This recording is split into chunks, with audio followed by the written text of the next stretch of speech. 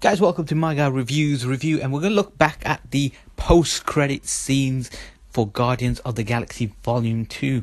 As for all these Marvel Cinematic Universe movies, we love the post-credit scenes. They're the thing that kind of like sets up the next movie or the next kind of big phase in the Marvel Cinematic Universe. And this one is the first one that not has one, not two, not even three, not four, but 5 post-credit sequences.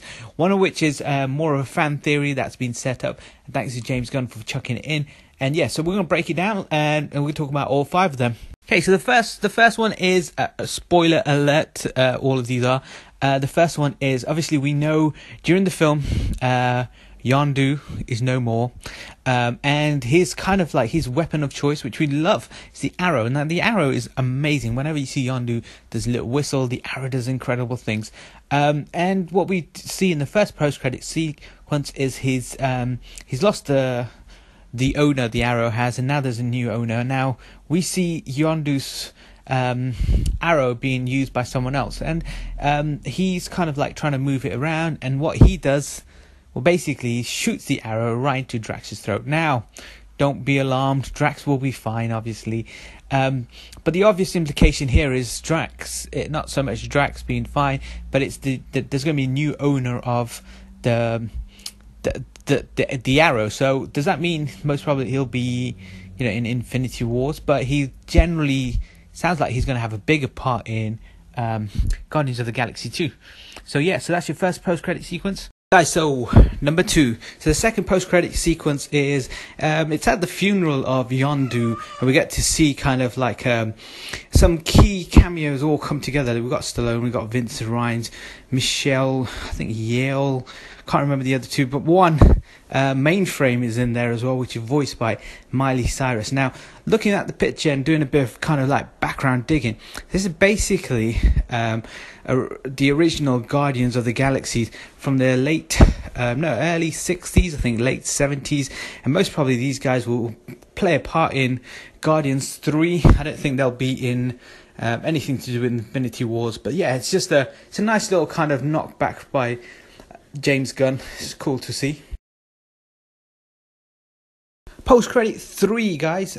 So now we have the creation of Adam Warlock. Now, since kind of like the first Guardians of the Galaxy, I was wondering when this key villain is going to appear, and now he is here. Even James Gunn wanted to kind of introduce him earlier. He's extremely powerful super villain, and it's great to see him. Now this is from Aisha, who comes at the end, and she's still mad and kind of grieving at the defeat of Guardians of the Galaxy. So she puts her, and she does this real thing. So this, you have to kind of do a bit of digging around, but she goes, "Inside is the greatest creation, and I'll name him," or I think she says she'll name him Adam, and that's clearly who she's talking about. Now, as far as I can tell, I don't think he appears in Infinity Wars, though he has been in the comics, but this is key for this universe to grow, so there's going to be more future Guardian stuff again. So post-credit sequence 4, we see Baby Groot is no more, which is a bit sad because I think Baby Groot is bare cute and he was awesome in this film. That's a cute little thing, but now he has gone to that age where everyone does not like kids to be at, and that is Teen Groot.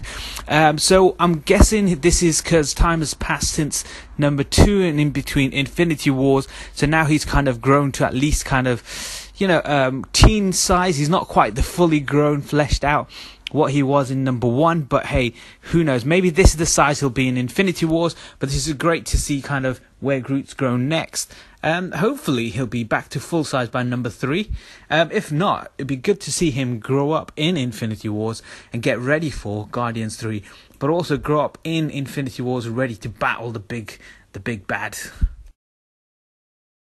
Post-credit sequence number 5. Now this is a fan theory that's been kicking around for ages, and I'm so glad that James Gunn went and actually dropped this in. Now the final kind of credit sequence, we see Stan Lee, and he's kind of talking and basically he's in space now. He's talking to some characters now.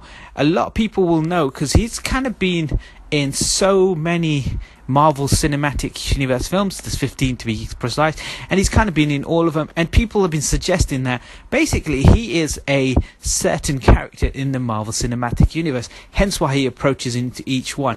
He's referred to as an alien race called the Watchers. Now, this potentially could just be purely just chucked in there because James Gunn read these great fan theory and kind of chucked him in there. But how cool would that be if he's really a Watcher himself, because he is in every single one of the cinematic movies. He even appears in stuff like Daredevil, the original Fantastic Four, those 2 films as well. So yeah, so this has been a fan joke theory for so long, and James Gunn just made it canon. So take a bow, James Gunn. And that's all the post-credit sequences. Hit me up with your likes, comments. Tell me what you thought of the film, the post-credit sequences. And yeah, how excited you are for Infinity Wars.